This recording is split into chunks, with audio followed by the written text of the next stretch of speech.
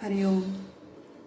ओम सहना भवतु सहनौ भुनक्तु सह वीर्यं करवावहै तेजस्विनावधीतमस्तु मा विद्विषावहै.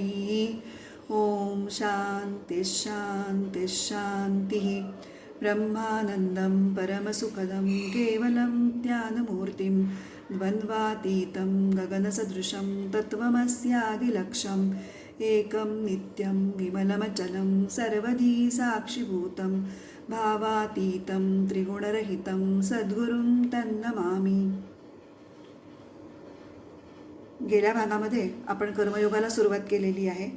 आपला पहिला श्लोक आपण बघितला, तो एकदा परत म्हणूयात. कर्तुराज्ञया प्राप्यते फलं कर्म किं परं कर्म तज्जडम्. या श्लोकामध्ये आपण दोन मुख्य मुद्दे पाहिले. पहिलं म्हणजे कर्ता, क्रियेचं साधन आणि प्रत्यक्ष क्रिया असं मिळून कर्म होतं. पण कर्माचं फल देण्यासाठी याच्यापैकी कुठलीच गोष्ट ही स्वतंत्रपणे समर्थ नाही, तर ते फळ देण्यासाठी सर्वज्ञ आणि सर्वशक्तिमान असा ईश्वरच हवा. तोच फक्त त्याच्यासाठी समर्थ आहे. आणि तोही काही स्वतःच्या मनाच्या मर्जीनं किंवा पक्षपातीपणानं ते फल देणार नाही, तर तोही काही नियमांना अनुसरूनच हे फल प्रत्येकापर्यंत पोचवणार आहे. हा झाला पहिला मुद्दा. आणि दुसरा मुद्दा होता, कर्म हे श्रेष्ठ नाही, कारण की ते जड आहे. जड म्हणजे काय? ज्या गोष्टीला स्वतःचं आणि आपल्या भोवतालच्या परिस्थितीचं भान नसतं, तो स्वतंत्रपणे निर्णय घेऊ शकत नाही, ज्याला काही हेतू नसतो, त्याला म्हणायचं जड. कर्माचं जडत्व सिद्ध करणारं एक छोटंसं उदाहरण सिद्धेशानंदांनी मला सांगितल्याचं आठवतं.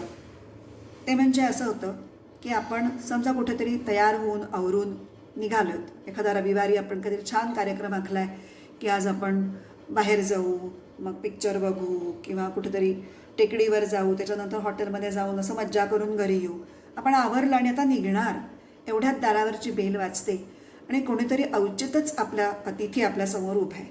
खूप दिवसांनी कधी न येणारे पाहुणे, की एरवी ते आल्याचं तर आपल्याला आनंदच झाला असता, पण आज अगदी नेमका आपला कार्यक्रम विस्कटायला हे आले म्हणून आपल्याला थोडासा राग आलाय, वैताग आलाय.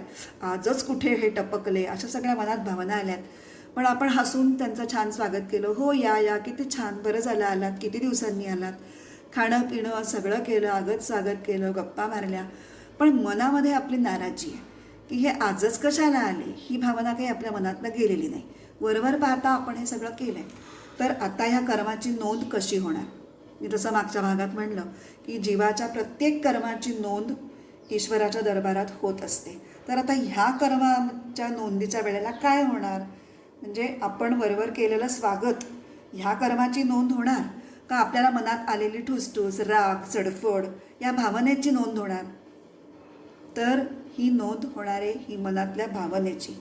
मग वरवर केलेलं स्वागत, ज्या कृती आपण हाताने केल्या त्याला काहीच अर्थ नाही. अशा अर्थानेही कर्म हे किंवा कृती हे जड आहे असं म्हटलेलं आहे. म्हणून कृतीचं कर्मामध्ये रूपांतर होण्यासाठी आणखीन काही गोष्टी एकत्र यायला लागतात. एक तर जी कृती चाललेली आहे ती, त्या कृती पाठीमागची भावना किंवा हेतू, कर्ता आणि त्याचा कर्ताभाव की मी ही कृती करतो आहे, हा त्याचा जो भाव आहे, ह्या सगळ्या गोष्टी एकत्र आल्या की त्या क्रियेचं रूपांतर कर्मामध्ये होतं. आणि एकदा कर्म झालं की त्याचं फल उत्पन्न होतं आणि मग ते फल भोगावंही लागतंच.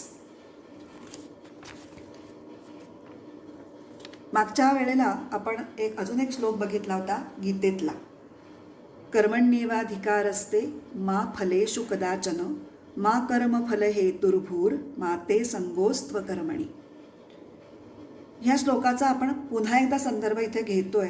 एकतर हा श्लोक खूप महत्त्वाचा आहे आणि कर्मयोगाचं सगळं सार सांगणारा हा श्लोक आहे. त्यामुळे त्याचा संदर्भ घेत घेत आपण इतर गोष्टी या कर्मयोगातल्या बघणार आहोत. तर कर्माच्या ह्याचा श्लोकाचा पूर्ण अर्थ मला वाटतं मी बहुतेक मागच्या वेळेला नव्हता सांगितला, तर तो एकदा पूर्ण अर्थ आधी सांगते. कर्मणी एव अधिकारः ते. आता इथे श्रीकृष्णाच्या तोंडी हा श्लोक आहे. श्रीकृष्ण अर्जुनाला उद्देशून हा श्लोक म्हणतोय की फक्त कर्मामध्येच तुझा अधिकार आहे, फळांमध्ये नाही. कर्माच्या फळामध्ये रस असलेला तू होऊ नकोस. त्याचबरोबर मा ते संग हा अकर्मणी असतो, म्हणजे कर्म न करण्यामध्येही तुझी आसक्ती नसो. आता ह्याचा अर्थ काय? हे ठीक आहे की कर्म तू कर आणि फळाची अपेक्षा ठेवू नकोस, पण कर्म न करण्यामध्ये आसक्ती असणं म्हणजे काय? तर असं वाटू शकतं एखाद्याला की जाऊ देत ना, मी काही केलं तरी त्याच्यावर त्या फलावरती माझा काहीच अधिकार नाही, मग मी काहीच करत नाही, आपोआपच मला फळ मिळेल. तर असा गैरसमज होऊ नये म्हणून हा मुद्दाम क्लॉज टाकलेला आहे की प्रयत्न हे करायलाच हवेत. विशिष्ट इच्छेने विशिष्ट हेतूने माणसाने प्रयत्न केल्यानंतर परमेश्वराच्या नियमाला धरून जे काही फळ मिळायचं आहे ते जेव्हा मिळायचं असेल तेव्हा ते मिळेल, त्याच्याविषयी मी दुराग्रह धरू नये. पण कर्मच न करून कसं चालेल? एक प्रसिद्ध सुभाषित आपल्याला माहिती असेल एखाद वेळेस, प्रयत्नादेव सिद्ध्यंती कार्याणि न मनोरथैः नहि सुप्तस्य सिंहस्य प्रविशन्ति मुखे मृगाः. प्रयत्न केल्यामुळेच कार्य सिद्धीस जातात, नुसत्या मनातल्या मनात कल्पना केल्यामुळे नाही, मनोरथांनी नाही.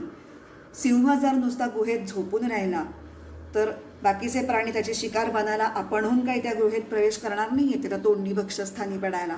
त्याच्याकरता सिंहाला बाहेर पडलं पाहिजे की शिकार केली पाहिजे.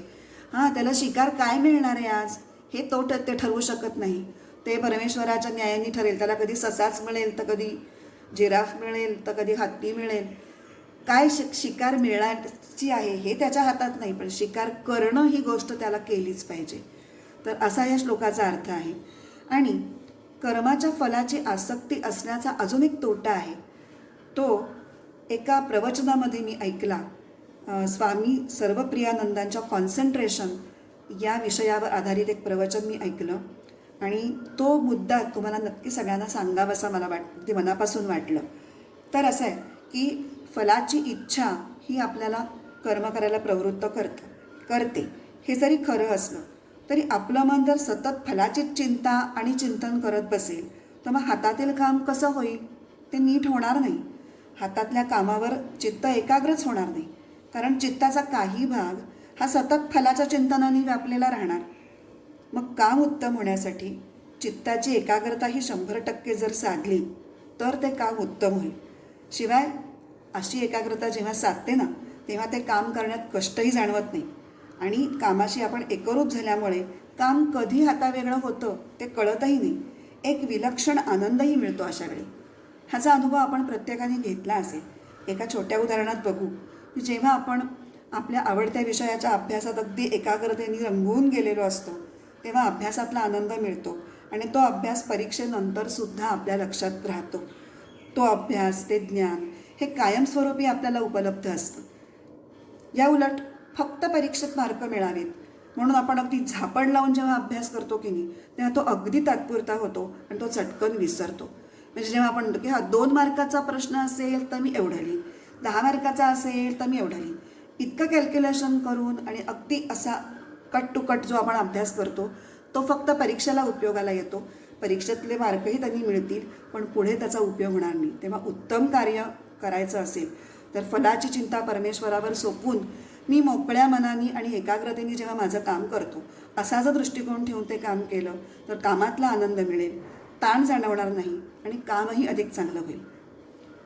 फलाशी प्रमाणाबाहेर आसक्ती ठेवल्यामुळे आणि फळ देणारा ईश्वर आहे हे न जाणल्यामुळे किंवा माहिती असूनही विसरल्यामुळे मनुष्य हा कर्तेपणाच्या अभिमानाने अहंकारी होतो आणि स्वतःच्या स्वार्थासाठी अहोरात्र कर्म करीत अधिकाधिक दुःखदायी अशा बंधनांमध्ये तो गुरफटत जातो. आणि हीच गोष्ट आता पुढच्या श्लोकात आपल्याला अधिक स्पष्ट केलेली दिसते. तर आधी आपण श्लोक म्हणू. कृतिमहो दधौ पतन कारणं फलम शाश्वतं गतिनिरोधकम्. आता या श्लोकाचा अन्वय आधी सांगते. अशाश्वतं फलं कृतिमहो दधौ पतन कारणं तथा गतिनिरोधकं च भवति. आता या अन्वयामध्ये तथा आणि भवती हे जे 2 शब्द मी घातलेले आहेत ना ते या श्लोकामध्ये दिसत नाही आहेत बरं का, पण ते अन्वयामध्ये मी अशासाठी घातलेत की श्लोकाचा अर्थ स्पष्ट होण्यासाठी त्याची तिथे आवश्यकता आहे. आणि अशी मुभा असते मी तसं म्हटलं तसं की हे श्लोक हे अत्यंत संक्षिप्त सूत्ररूपात जणू काही आहेत. कमीत कमी शब्दात जास्तीत जास्त सांगण्याचा प्रयत्न केलेला आहे.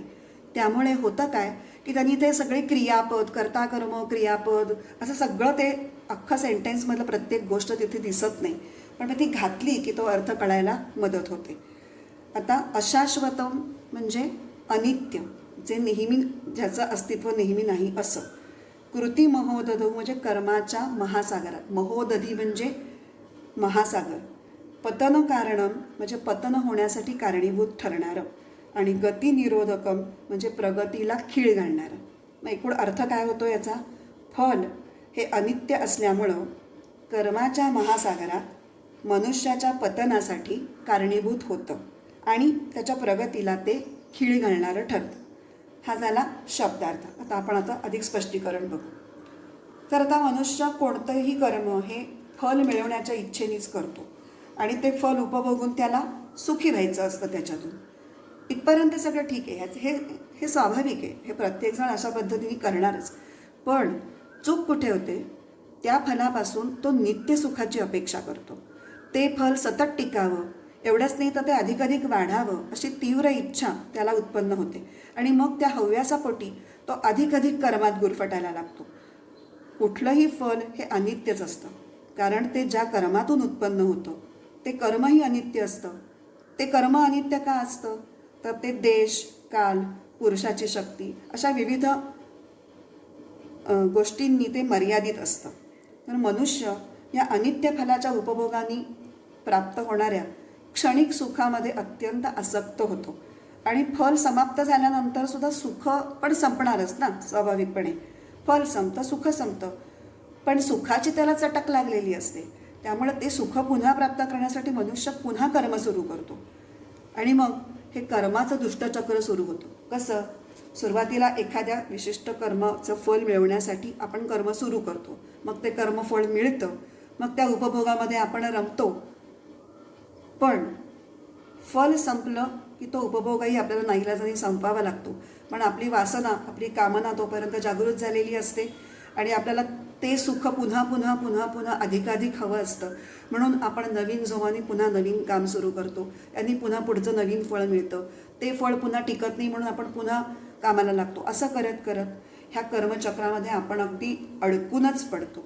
आणि गंमत अशी आहे की प्रत्येक कर्माबरोबर फलासक्ती ही वाढतच जाते आणि त्यामुळेच कर्माचा महासागर निर्माण होतो आणि अनित्य फलाची आसक्ती ही माणसाला या कर्माच्या महासागरामध्ये बुडवून टाकते. जणू त्याचं अधःपतन होतं. आपल्याला याचा अनुभव पुष्कळ वेळेला आलेला आहे. एक दोन उदाहरणं सांगते. पहिलं हे अगदी नेहमी बघणारं की एखादा माणूस हा पदवीधर होतो, मग एक नवीन व्यवसाय सुरू करतो, खूप धडपड करतो, तो व्यवसाय वाढवतो, एकाचे 2 कारखाने, दोनाचे 4 कारखाने, असं करत करत त्याचा बिझनेसचा व्याप खूप वाढतो. पण मुळात त्यांनी कशासाठी हे सगळं सुरू केलेलं असतं? आनंदासाठी, समाधानासाठी, कुटुंब सगळं आनंदात राहावं, कुटुंबाला धनाची चणचण पडू नये यासाठी. पण प्रत्यक्षात हा व्याप इतका प्रचंड वाढवल्यानंतर त्याच्या हातात कुटुंबासाठी काही वेळ शिल्लक आहे का? त्याला साधी क्षणभर टेकून आनंदात गाणं गुणगुणत किंवा गाणं ऐकत कॉफी प्यायला तरी वेळ शिल्लक आहे का?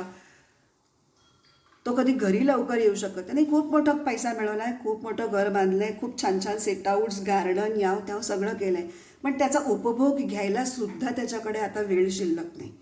त्याची मुलं काय शिकतायत, काय नाही, त्यांची काय प्रगती झाली हेही त्याला काहीही माहिती नाही. मग हे सगळं करून त्यांनी काय मिळवलं? लौकिक यश त्यांनी मिळवल्यासारखं दिसतंय, हे बरोबर, पण एक व्यक्तीचा आनंद, समाधान या बॅकग्राऊंडवर त्याची खरंच प्रगती झाली असं आपण म्हणू का? तर इथेही त्याची प्रगती न होता एका दृष्टीने व्यक्तिगत आयुष्यात पिछेहाटच झालेली आहे, कारण तो सगळ्या कुटुंबापासून तुटला गेलेला आहे. दुसरं एक आपण उदाहरण बघू की कर्माच्या महासागरामध्ये किंवा कर्माच्या मागे लागून किंवा फलाच्या आसक्तीमुळे अधिकाधिक फळ मिळवण्याच्या इच्छेने मनुष्य कसा कर्मात बुडतो आणि सुखशांतीला पारखा होतो, हे अजून छान ठळकपणे दाखवणारं असं एक उदाहरण आहे. एक भिक्षुक असतो, तो एका राजाकडे जातो. राजा म्हणतो, तुला काय हवं आहे?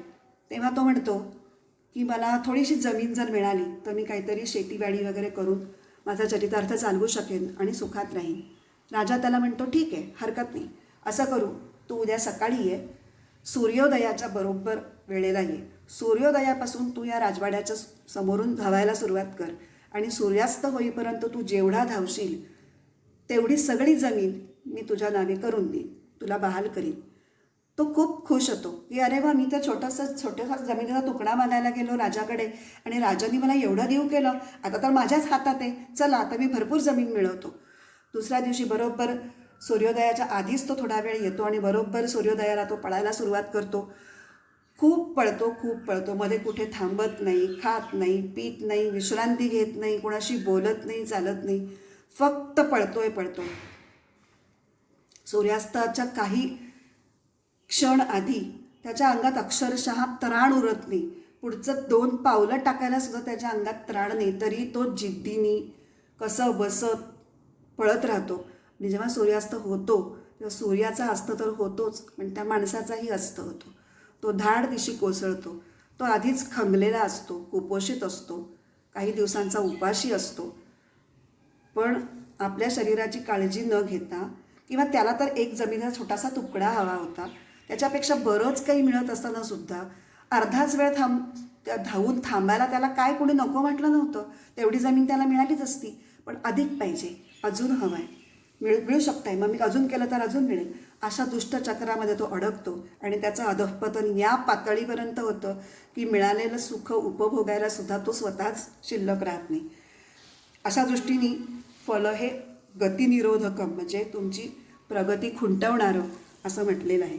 आता इथे गती म्हणजे आध्यात्मिक प्रगती असंही लक्षात घ्यायला पाहिजे, कारण जेव्हा फलभोगामध्ये मनुष्य गुंतून जातो तेव्हा साहजिकच त्याला ईश्वराचं विस्मरण होतं आणि मग त्याचं आध्यात्मिकदृष्ट्या अधःपतन होतं. आता आपण हा श्लोक या सगळ्या बॅकग्राऊंड लक्षात घेऊन पुन्हा एकदा म्हणूया. कृतिमहो दधौ पतनकारणं फलमशाश्वतं गतिनिरोधकं. मग आता कर्मफल अनित्य आहे, दुःखाचं कारण आहे, म्हणून काय मनुष्याने कर्म करणं सोडून द्यायचं का? ते तर शक्य नाही, कारण कर्माशिवाय मनुष्य एक क्षण देखील जिवंत राहू शकत नाही. मग आता आली का पंचाई? कर्माचा त्यागही करता येत नाही आणि कर्माने प्राप्त फलामुळे नित्य सुखाची प्राप्तीही होत नाही, अशी ही विचित्र परिस्थिती निर्माण झाली. मग आता या परिस्थितीत काय करायचं, ह्याचं उत्तर हे पुढच्या श्लोकात दिलेलं आहे, जे आपण पुढच्या भागात बघणार आहोत. आता प्रार्थना म्हणू. ओम असतो मा सद्गमय तमसो मा ज्योतिर्गमय मृत्योर्मा अमृतं गमय. ओम पूर्णमदः पूर्णमिदं पूर्णात् पूर्णमुदच्यते पूर्णस्य पूर्णमादाय पूर्णमेवावशिष्यते. ओम शांति शांति शांतिः. हरिः ओम. श्री गुरुभ्यो नमः. हरिः ओम.